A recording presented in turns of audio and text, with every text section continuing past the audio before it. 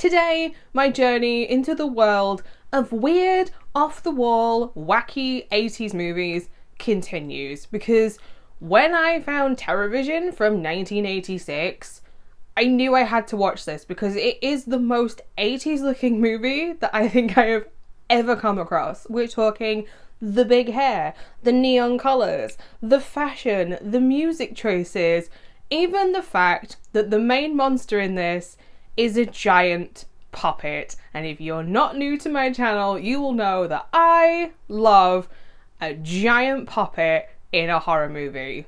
Now this one is for my gamers out there as well, but you can't tell me that the alien in this thing doesn't also remind you of the Great Mighty Pooh from Conker's Bad Fur Day, because I see this and I think this. But if you don't know anything about Terrorvision from 1986, let me quickly fill you in. Ottoman begins to receive strange signals from a mysterious planet after he installs a new dish antenna at his house that creates a gateway between the two planets. An alien emerges into his apartment, but only son Sherman can see it. His parents don't believe the boy until the alien starts to eat up all of the members of his family. If you're new here, I go by Hordes, and if you're not new, welcome back. I talk about horror movies here on my channel on Mondays and Fridays, but when it comes to watching movies that I have never seen before, I am now going to go and watch Terrorvision off camera, so that way if you two decide that you want to watch this weird off-the-wall movie from 1986, nothing will be spoilt for you, because nobody wants to watch a movie that you've just watched somebody else watch from start to finish, and we keep things spoiler-free here on my channel. Cute. To give some background to the creation of Terrorvision, the director, producer, composer, and writer of this movie later went on to co-found Full Moon Features in 1989, so that should tell you exactly what you can expect from Terrorvision. It is trashy, campy, cheesy, like all of these things. It's even got a theme song. Like, it's not the Great Mighty Pooh's song level of catchy, but it's not bad. I am the Great Mighty Pooh. The acting in this starts at level 100 and stays at level 100 for the entire movie. We're talking over the top, campy, the sort of thing that you would normally see in TV shows that are aimed at 3-year-olds. But this is a horror comedy, sci-fi movie with an 18 rated here in the UK. Like, it is so full on. Like, it's not going to be for everybody as an acting choice. It's not for me as an acting choice, if I'm being honest. But, you know, each to their own. Now, the comedy in this, there's a lot of, like, innuendos and, like, little sexual references going on that, again, isn't going to be for everybody. I don't mind this sort of humour. It doesn't affect me or bother me in any way. Now, when I say that there's a lot of this, I mean that every single picture in the house is some kind of abstract nude of mum. Yeah. Mum and dad are also swingers. They have recently become friends with a freaky Greek man who's decided that dad is more of his type than mum is. And they have a room in the house that they simply call the Pleasure Dome, which has got a hot tub in it. And that is the entire middle section of this movie. Now, if it wasn't for my new friend, the alien, that comes along and moves things back to what I'm going to call our scheduled broadcast, this would have got really stale really quickly. But luckily, there's a cool death in the hot tub in the Pleasure Dome. I'm saying the hot tub is a murderer. I just didn't find any of the written dialogue to be funny in this movie, which is immediately gonna have a knock-on my rating, because if you are a horror comedy and you fall flat on the comedy or you fall flat on the horror, it's gonna impact my score. And while there were little things within the scenery that cracked a smile out of me, like the fact that the satellite dish company is called Do It Yourself because dad's doing a hodgepodge job in the garden, like, that got a smile out of me, but I cannot say the same for any of the characters in this, because they are all irritating in various degrees, and I will get to this when I actually talk about the characters. Terrorvision falls into this trap with its humour, where it takes one joke and it tweaks it ever so slightly and continues to repeat the joke over and over again. And I stand by this statement of, if I don't find it funny the first time, I'm not going to find it funny the second time or the third time. Which leads me on to the fact that in this movie, I was told it was going to be a horror movie, and I wanted more horror. In general in this movie, like, the deaths, they are fun and slimy and gory, but there's not enough of them, and the alien is kind of wasted. Like, he's the best thing in the entire movie, but he is wasted in this plot, because this plot feels so stop and start.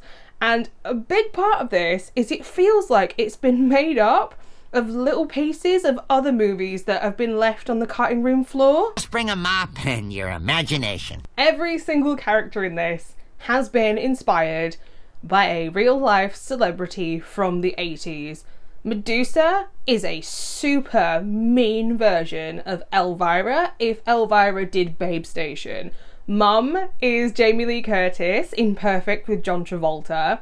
Sister Susie is a cross between like Madonna and Cyndi Lauper, and her boyfriend is just Alice Cooper with no personality. Like, that is everybody. And Grandpa is every single grandpa that has ever been in a war and made that their entire personality and has decided to become a conspiracy theorist. Like, Grandpa's wild. Grandpa's probably one of the best people in this entire movie. He's the least annoying. That is saying something, because he's still annoying, but he's not the most annoying by far. So the alien is great. I love him. No problems with the alien.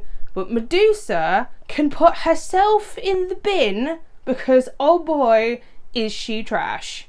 Oh, the dumpster's here, it's here! The highlight, though, is the alien puppet. It is massive, it is slimy, he is weirdly cute, like most puppets from the 80s/90s. Spot a 90s baby talking here. And I love him. He is great. Favourite thing in the entire movie. And then I saw who had actually created and designed this thing.